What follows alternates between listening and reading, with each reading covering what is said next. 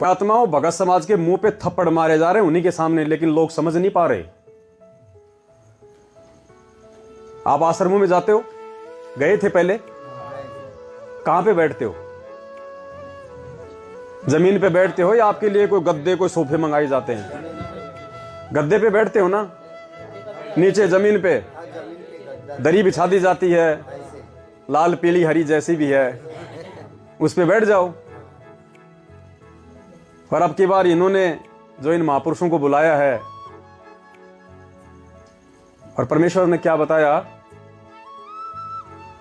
कि एक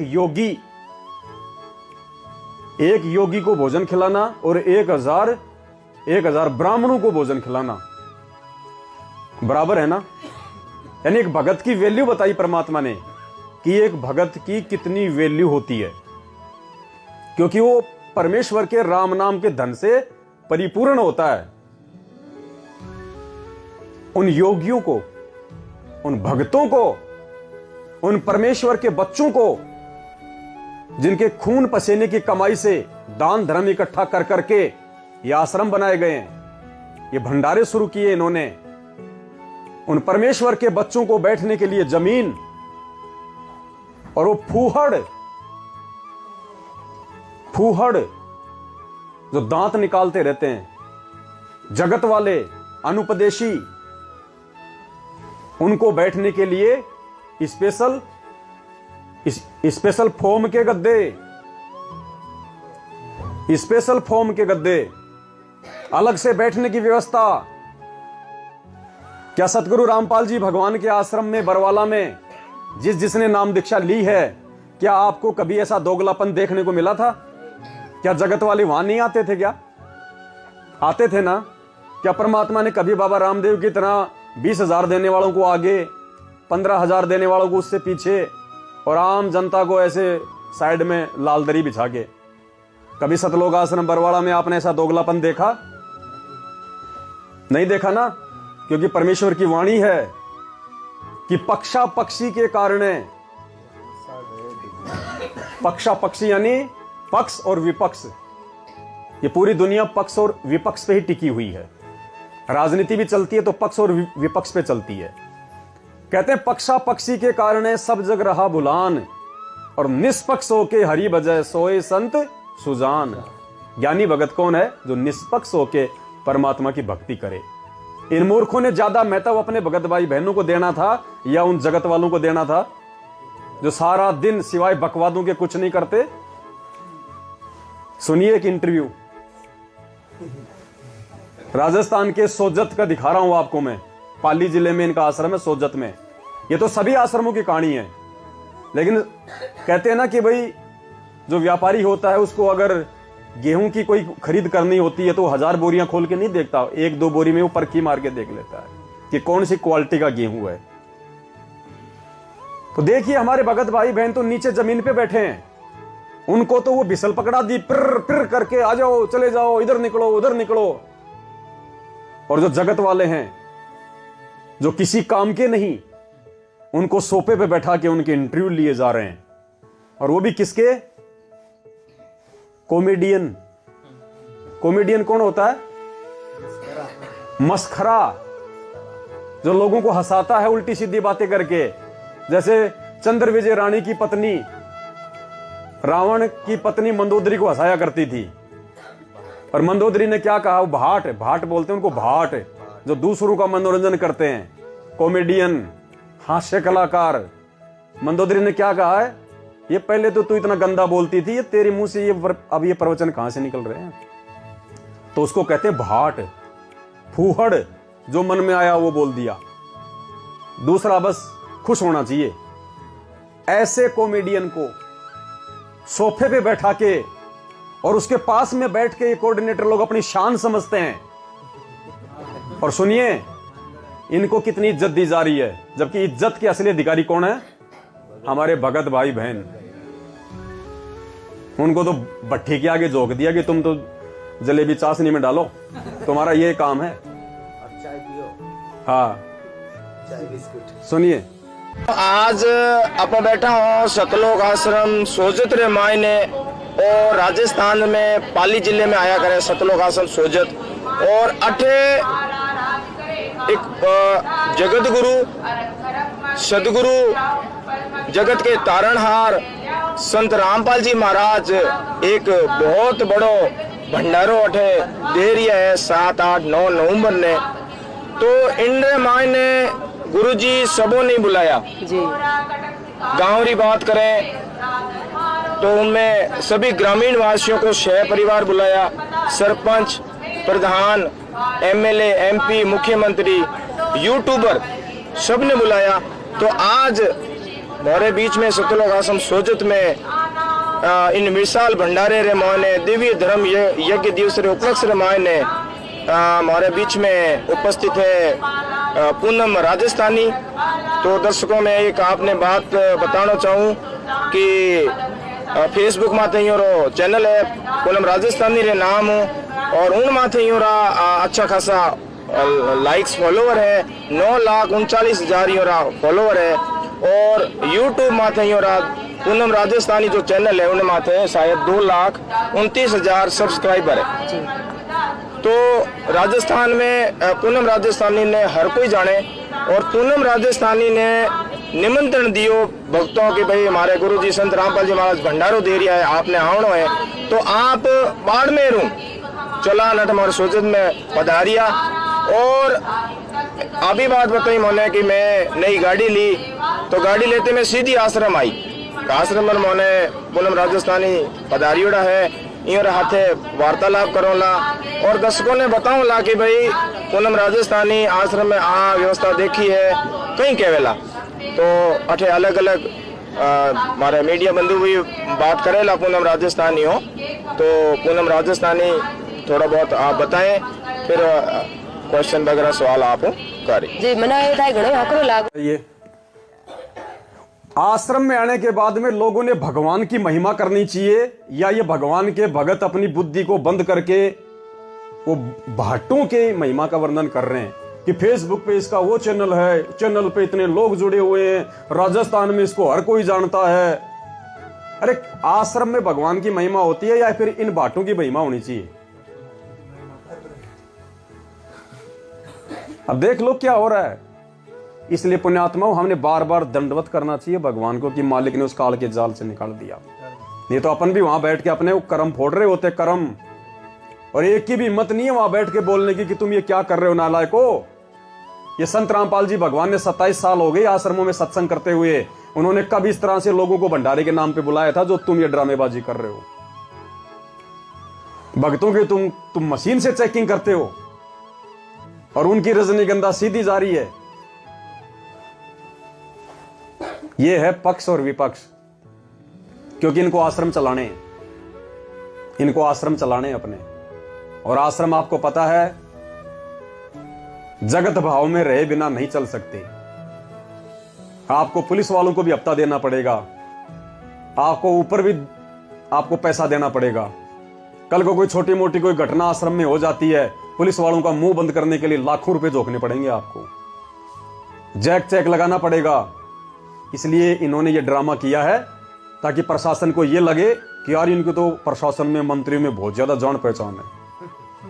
सिर्फ अपना धंधा बनाए रखने के लिए इन्होंने भक्तों को धर्म से कोसों दूर कर दिया, मर्यादा तोड़वा के।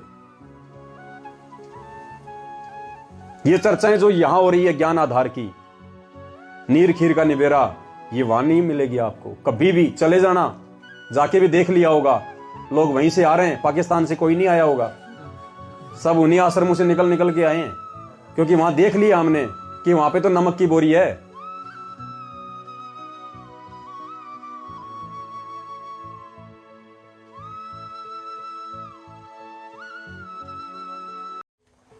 एक वाणी है परमात्मा की कि गुरु बिन वेद पढ़े जो प्राणी और समझे न सार रहे अज्ञानी। इस वाणी में परमेश्वर कह रहे हैं कि बिना गुरु के कोई भी व्यक्ति धार्मिक सदग्रंथों के रहस्य को नहीं जान सकता, नहीं समझ सकता कि वेद में क्या लिखा है, गीता जी में क्या लिखा है, कबीर सागर में क्या लिखा है, मनुस्मृति में क्या लिखा है, बाइबल में क्या लिखा है, वेद, कतेब और कुरान में क्या लिखा हुआ है, नहीं जान सकता। जिस प्रकार एक बच्चा स्कूल में जाए बिना वो डिग्री प्राप्त नहीं कर सकता, वो किताबों का वो ज्ञान प्राप्त नहीं कर सकता, उसके लिए उसको एक गुरु की शरण में जाना पड़ेगा। अगर किसी ने डॉक्टर बनना है तो एक गुरु बना के MBBS की पुस्तकें उसको पढ़नी पड़ेंगी। अगर किसी ने वैज्ञानिक बनना है तो स्कूल में जाके एक गुरु बना के उसको विज्ञान पढ़नी पड़ेगी। उसको अगर इतिहासकार बनना है तो उसको इतिहास की पुस्तकें गुरु बना के पढ़नी पड़ेंगी। इसलिए कहते हैं गुरु बिन काहू न पाया ज्ञाना, जो थोथा बू छिड़े मूड किसाना। तो परमेश्वर कहते हैं कि गुरु बिन वेद पढ़े जो प्राणी और समझे न सारे रहे, वो अज्ञानी जीव रहेगा। वो समझ नहीं पाएगा इन सदग्रंथों के रहस्यों को, सार को। अपने आत्मा विचार आप और हमने करना है। अब कैसे पहचान होगी कि संत रामपाल जी जीव नहीं, पीव हैं, भगवान है, इंसान नहीं है। वाणी क्या कह रही है? गुरु बिन वेद पढ़े जो प्राणी और समझे न सारे रहे। संत रामपाल जी को किस गुरु ने वेद पढ़ाए थे? किस गुरु ने गीता जी पढ़ाई थी? किस गुरु ने धार्मिक सदग्रंथ पढ़ाए थे? क्योंकि संत रामपाल जी ने 17 फरवरी 1988 को स्वामी रामदेवानंद जी महाराज जी को जो अपना मुंह बोला गुरु धारण किया था, वे तो बचपन से ही अनपढ़ थे। उन्होंने तो कभी गीता नहीं पढ़ी, कभी उन्होंने वेद नहीं पढ़े। जिसने खुद नहीं पढ़े वो दूसरों को कहां से पढ़ा देगा? तो संत रामपाल जी को मात्र 6 वर्ष में, क्योंकि 17 फरवरी 1988 को नाम दीक्षा ली उन्होंने एक लीलामय तरीके से, हम जीवों की इस चरम दृष्टि को धोखा देते हुए, ताकि दुनिया ये ना कह सके कि संत रामपाल जी का गुरु कौन है तो निगुरा है, ये कहां से दुनिया को ज्ञान दे देगा। मात्र इस भ्रमणा का खंडन करने के लिए उन्होंने मुंह बोला गुरु बनाया। 88 में नाम दीक्षा ली।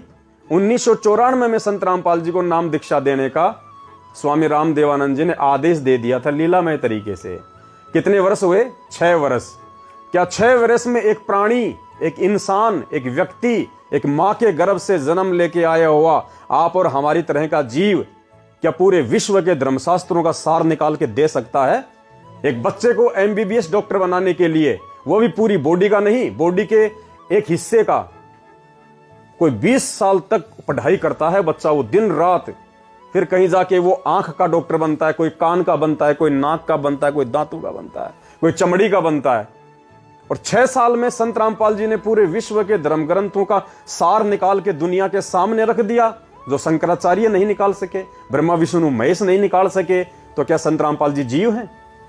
इसलिए कहते हैं कि गुरु बिन वेद पढ़े जो प्राणी, यानी अगर कोई प्राणी होगा, अगर वो गुरु जी के बिना वेद कुरान गीता पढ़ेगा तो वो समझे ना ज्ञान रहे। तो वाणी में क्या शब्द यूज हुआ है? प्राणी। तो संत रामपाल जी अगर प्राणी होते तो क्या इन शास्त्रों को इतना जल्दी वो समझ सकते थे? जबकि वो 27 साल से हमें पढ़ा रहे हैं, हम नहीं समझ पा रहे अभी तक पूरी तरह। वे भी तो हमारे गुरु हैं। हमने तो गुरु बना के वेद शास्त्र पढ़ने शुरू किए हैं। संत रामपाल जी के गुरु तो अनपढ़ थे, फिर उन्होंने 6 साल में कैसे पढ़ लिए? पुण्यात्माओं, यही वो भेद हैं, यही वो छोटी छोटी बातें हैं जो हमारे को बहुत ज्यादा बड़ा बनाएंगी, हमारी बुद्धि को ऊपर लेके जाएंगी। ऐसे काल संत रामपाल जी को भगवान मानने देगा नहीं, उनके ऊपर विश्वास नहीं होने देगा। ये पूर्ण ब्रह्म परमात्मा है और ये 8 सितंबर 1951 को धरती पे प्रकट हुआ है। प्रकट तो गुरु जी के सामने आते ही आपको ऐसा महसूस हो जैसे मैं भगवान के सामने जा रहा हूं। अति विनम्रता हो, आधीनी हो, आंखों में एक विशेष प्यार हो, आत्मा गदगद हो। और जब भी गुरुदेव आपके समक्ष आए, आप ये ना समझे कि ये दास रामपाल आ गया है, ये समझे कि भगवान आ गए।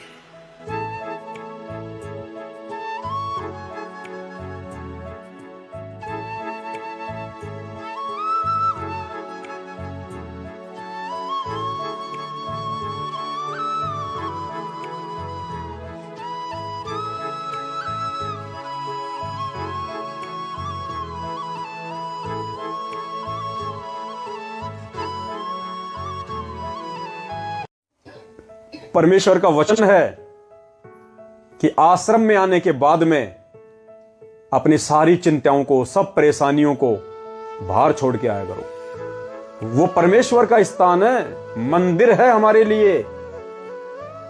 ये मंदिर है जहां भगवान बैठे हैं और जहां धर्म भंडारा होता है, जहां पे साध संगति होती है, वहां परमेश्वर किसी न किसी रूप में बैठा होता है। वरना ये काल भगवान ये ज्ञान चर्चा नहीं होने दे सकता। अब 3 दिन तक उनके वहां पे कभी कोई बाबा जी की मंडली आ रही है, कभी कोई सरपंच की मंडली आ रही है, कभी कोई पार्षद की मंडली आ रही है, कभी कोई विधायक की मंडली आ रही है। विधायक साहब तो रजनीगंधा भी खाते हैं, तानसेन भी खाएंगे, सिगरेट भी बढ़िया वाली पिएंगे।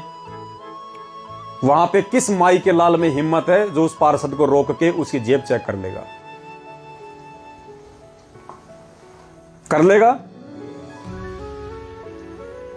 तो उस पवित्र स्थान पे, उस मंदिर में परमात्मा ने बताया कि ऐसी जगह भगवान का मंदिर बनाओ अपने घर पे जहां पे कोई धूम्रपान, कोई शराब बीड़ी पीने वाला अंदर प्रवेश ना करे, क्योंकि वो पवित्र स्थान है, वो शुद्ध स्थान है। क्या वो शुद्ध स्थान रह गए? एक प्रॉपर्टी डीलर आ गया, दुनिया भर की टेंशन उसको, रात दिन इनके तो सुबह उठते इनके तो लेन देन के फोन आने शुरू हो जाते हैं। अब वहां पता नहीं वो साइड में जाके मुंह यूं करके कितनों को तो गाड़ियां निकाल रहा होगा, हैं? जानते हैं ना हम लोग जगत वालों के क्या धंधे हैं। मंत्री जी का फोन आ गया, अरे साहब वो काम नहीं हुआ, अरे आज ही करता हूं, आज ही करता हूं, चिंता मत करो, बस आदमी निकल गया। उस पवित्र स्थान पे जाके कितनी झूठ बोलेंगे लोग। जगत वाले हैं। अभी दिखाऊंगा आपको मैं, 5 हाथों में सोने की अंगूठियां, गले में मोटी सोने की चैन, मूंछ यहां तक कान तक आ रही है, और क्या कह रहा है, मैं करणी सेना का अध्यक्ष हूं, करणी सेना का अध्यक्ष। और अब सुनना, हम क्या सीखते हैं वहां पे, फिर हम क्या सीखेंगे उन लोगों से? पुण्यात्मा, ये विचार करने की बात है। सुनिए क्या कह रहा है और देखिएगा इसके हाव भाव। हम क्या देखेंगे, एक भगत क्या सीखेगा उन लोगों से? सोना पहनना, मूछे रखना, टोरे में बोलना, और लास्ट में क्या बोल रहा है, खा के लड्डू जलेबी सारी की सारी ऐसी तैसी करके निकल गया। कह रहा हम ना आस्तिक हैं ना नास्तिक हैं, हम हैं वास्तविक। यानी हम ना भगवान मानते ना कुछ और बाबा मानते, हम तो अपने जीवन में मस्त रहते हैं। सुनिए पहले इसके प्रवचन। करणी सेना के अध्यक्ष है, और आप और हमने तो इंटरव्यू लिए नहीं होंगे वहां आश्रम में जाके, ये बेबुद्धि के लोग खुद ही डालते हैं। मैं कहना चाहता हूं कि आपके मीडिया के माध्यम से दिखाया जाए, ये जो असल में जो समाज सेवक जो लोग हैं, जो समाज सेवी हैं, जो धर्म गुरु हैं हमारे, उनको तो सरकारें जो है जेलों में डालती हैं। और जैसे नीरव मोदी जैसे हो गए और जो विजय माल्या जैसे हो गए, जो हजारों करोड़ रुपए का घपला करके इस देश के गरीब आम जनता का पैसा खा करके न देशों में भागे, उनको मोदी जी लेकर के नहीं आते, ना उनको जेल में डालते। और जो धर्म गुरु हैं, जो अपने धर्म का प्रचार करते, और देखो आप आज आप देख रहे 101 या कन्याओं का निःशुल्क कोई पैसा नहीं है, यहाँ पर उनकी शादियां करवाई जा रही है, देसी घी का भंडारा चल रहा है। इतने लोग हैं, ये लोग कोई पागल थोड़ी है। अब मैं आया हूँ हरियाणा से, कोई पागल थोड़ी, कोई भी व्यक्ति है। मैं ये कहना चाहता हूँ कि जो सच है ना, मैंने नाम चर्चा मैंने नहीं ले रखा, मैं वो नहीं हूँ। मैं तो सिर्फ, हम तो हकीकत वाले हैं, हम ना आस्तिक ना नास्तिक, हम वास्तविक। कह रहा हम तो हकीकत वाले हैं, हम इन बाबाओं के चक्कर में नहीं पड़ते। हमें तो कोई लाडू जलेबी खिलाने बुलाएगा तो खा पी के निकल लेंगे, हमारा इतना ही काम है। गले में पूरी सोने की चैन डाल रखी, हाथों में अंगूठियां। अरे हमारी माँ बहनें क्या देखेंगी वहां पे? पुण्यात्मा, ये विचार करने की बात है। हमारी माता बहनों पे क्या असर पड़ता है इन लोगों को देख के, और इनकी नजर कहां रहेगी? ये हरिश्चंद्र है क्या? अरे गायों के बाड़े में गधों को ठूस दिया, अब गधे तो लात ही मारेंगे।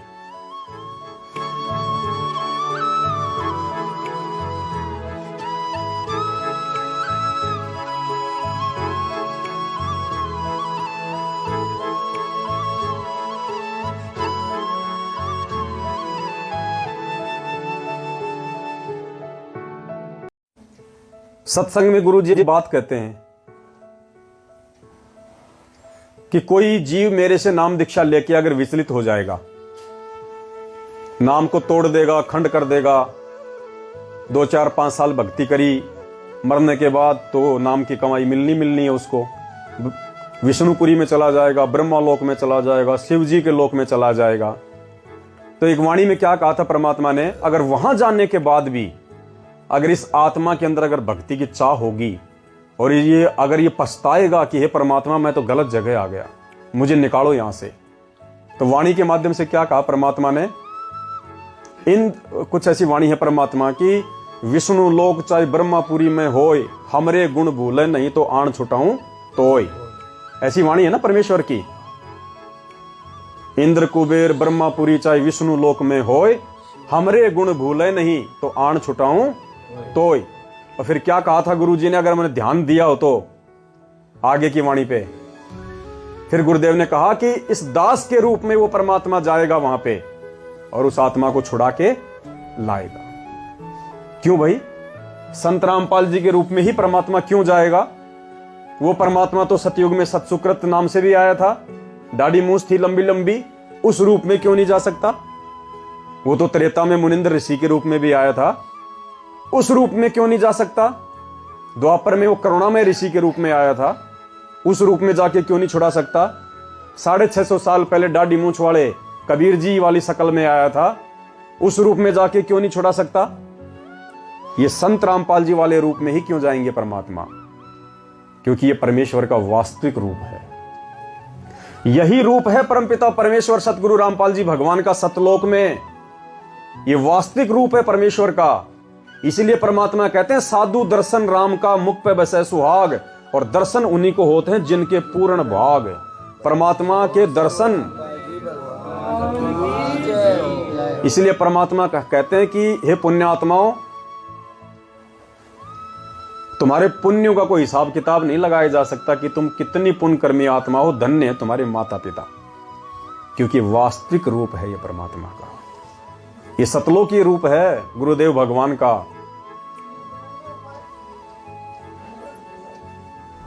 तो जैसे ही मैं रात को सोकर सोने के लिए गया, तो बिस्तर पे जैसे मैं लेटा, थोड़ी देर बाद में स्वयं कबीर साहब आए लेने के लिए। तो मैंने देखा स्पष्ट रूप से, तो मैंने कहा ये कौन है? तो मैंने उनसे पूछा कि आप कौन है? कि अच्छा बेटा बताओ मैं कौन लग रहा हूँ आपको? मैंने कहा आप कोई भगवान ही लग रहे हैं। अरे मैं भगवान ही तो हूँ। मैंने बहुत ध्यान से देखा कबीर साहब के गोल्डन कलर के हेयर, सुनहरे बाल और रक्त वर्ण का, और वो जिह्वा से नहीं बोल रहे, ध्वनि से उनसे बात हो रही थी मेरी। तो मैंने उनसे थोड़ा प्रश्न पूछना चाहा। मैंने कहा उन्होंने मेरे को टोपी उतार के मेरे को बताया कि मेरे को ये 2 गुप्त मंत्र हैं, तत् और सत मेरे को दे दो। तो मैंने कहा परमात्मा, ये अगर आप परमात्मा है तो ये मेरे पास नहीं है कि मेरे पास है, आप ऐसा करो बरवाला आ जाना। तो मैंने कहा बरवाला में तो रामपाल जी रहते हैं। तो उन्होंने मेरे को बताया कि मैं ही रामपाल हूं और आप वहां पर आ जाओ। कहा ठीक है। जाते जाते उन्होंने मेरे से कहा कि देर मत करना, बहुत तेजी से समय निकल रहा है बेटा, तुरंत चले आओ।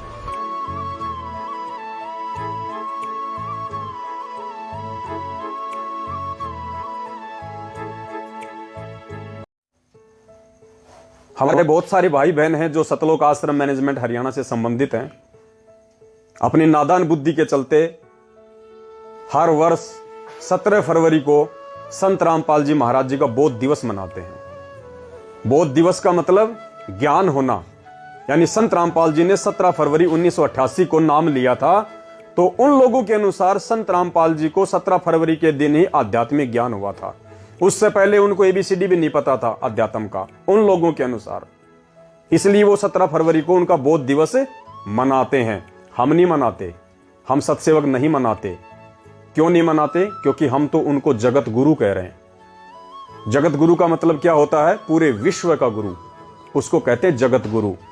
और पूरे विश्व के गुरु को, जगत गुरु को एक जीव से ज्ञान अर्जित करने की आवश्यकता नहीं पड़ती है। इसीलिए जय गुरुदेव पंथ के संचालक, जो अब तो शरीर त्याग चुके हैं, आदरणीय तुलसीदास जी, जिनका मथुरा में या आगरा में जिनका आश्रम था, उन्होंने भविष्यवाणी की थी ना 1971 में। हमें गुरुदेव ने वो भविष्यवाणी खूब पढ़ाई है। उसी की शाकाहारी पत्रिका नाम की पुस्तक से कि आज वो महापुरुष जिसकी पूरी दुनिया को प्रतीक्षा है, आने वाले समय में उसको मानव इतिहास में इतना बड़ा समर्थन मिलेगा जो आज तक किसी को नहीं मिला। आने वाले समय में पूरे विश्व पे उसी का राज होगा, एक झंडा होगा, एक भाषा होगी। और क्या कहा कि आज 1971 को 7 सितंबर 1971 को आज वो पूरा 20 वर्ष का हो चुका है। और अगर अभी से उसका पता बता दूं तो दुनिया उसके पीछे लग जाएगी। यही वो पुस्तक है जय गुरुदेव की अमर वाणी भाग 2, इसके 50 पृष्ठ पे 7 सितंबर 1971 को इसने भविष्यवाणी की। और उसमें क्या बताया कि वह अवतार जो 28 अगस्त को इसने बताया था 71 में, वह अवतार जिसकी लोग प्रतीक्षा कर रहे हैं 20 वर्ष का हो चुका है। पुण्यात्माओं, इस दास का जन्म 8 सितंबर 1951 को हुआ और ये दास 7 सितंबर 1971 को पूरा 20 वर्ष का हो चुका था। ये देखिएगा, वह अवतार जिसकी लोग प्रतीक्षा कर रहे हैं वो 20 वर्ष का हो चुका है। यदि उसका पता बता दूं तो लोग पीछे पड़ जाएंगे। अभी ऊपर से आदेश बताने के लिए नहीं हो रहा है। मैं समय का इंतजार कर रहा हूं और सभी महात्माओं ने समय का इंतजार किया है। समय आते ही सबको सब कुछ मालूम हो जाएगा। ये 7 सितंबर 1971 को उसने वाणी भविष्यवाणी की। अब भाइयों, हमने सार निकालना है। अगर इस भविष्यवाणी को पूज्य गुरुदेव जी ने सुनाया है अपने मुख कमल से, तो इसमें सार है, सार। अगर संत रामपाल जी महाराज जी को सतलोक आश्रम मैनेजमेंट हरियाणा के अनुसार 17 फरवरी 1988 को स्वामी रामदेवानंद जी की शरण प्राप्त करने के बाद ही आध्यात्मिक ज्ञान हुआ है, तो जय गुरुदेव ने भविष्यवाणी 1971 में कर दी थी कि पूरी दुनिया उसके पीछे, जिसको ज्ञान ही नहीं है फिर पूरी दुनिया उसके पीछे कहां से पड़ जाती। वो कह रहा है अभी ऊपर से आदेश बताने का नहीं है, अगर बता दूं तो पूरी दुनिया उसके पीछे पड़ जाएगी। तो सोचिए, अगर संत रामपाल जी को सतलोक आश्रम मैनेजमेंट हरियाणा के अनुसार आध्यात्मिक ज्ञान ही 1988 में हुआ है 17 फरवरी के दिन, तो 1971 में उससे लगभग 18 साल पहले दुनिया किसके पीछे पड़ जाती? एक जीव के पीछे, जिसको आध्यात्मिक ज्ञान ही नहीं है, जिसको कुछ पता ही नहीं है। क्या उसके पीछे दुनिया पड़ जाती? ये संकेत किया परमात्मा ने। परमात्मा शुरू से ही परमात्मा होता है, आगे चल के परमात्मा नहीं बनता है। हम क्या पढ़ते हैं रोजाना नित्य नियम में? सतगुरु आदि अनादि है। सतगुरु आदि अनादि है, सतगुरु मध्य है मूल। सतगुरु को सिजदा करूं एक पलक नहीं। अब सतगुरु आदि अनादि है। आदि अनादि का मतलब क्या होता है? आदि यानी जो सृष्टि की शुरुआत से पहले से है, और अनादि जो सबके अंत तक रहेगा। तो ये परमेश्वर है। और इस परमेश्वर को परमेश्वर माने बिना हम चाहे कितने ही ज्ञानी बन जाएं, कितने ही महाज्ञानी बन जाएं, हम कितने ही गुरुजी को हलवाराम का भोग लगा लें, हम कितनी ही भक्ति कर लें, कितने ही हम मंत्र कर लें, हम यहां से पार नहीं हो सकते। जब तक हमारा हृदय और इस ज्ञान को आधार बना के हमारी आत्मा इस बात को स्वीकार नहीं कर लेगी कि संत रामपाल जी महाराज स्वयं कबीर परमात्मा है, वो कबीर परमेश्वर है। ये समझ लेना, हम नो मान लो कि इस दास के स्थान पर कबीर साहब बैठे हैं।